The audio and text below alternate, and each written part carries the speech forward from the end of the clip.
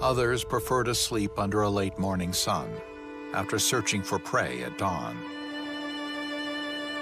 Here, pumas are top predators and rule above all other animals in the food chain. Without pumas, the very existence of all other species would be in jeopardy.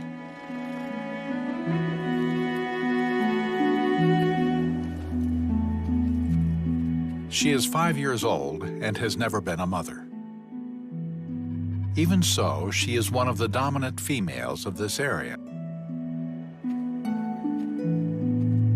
She patrols her territory in search of packs of guanacos, her preferred prey.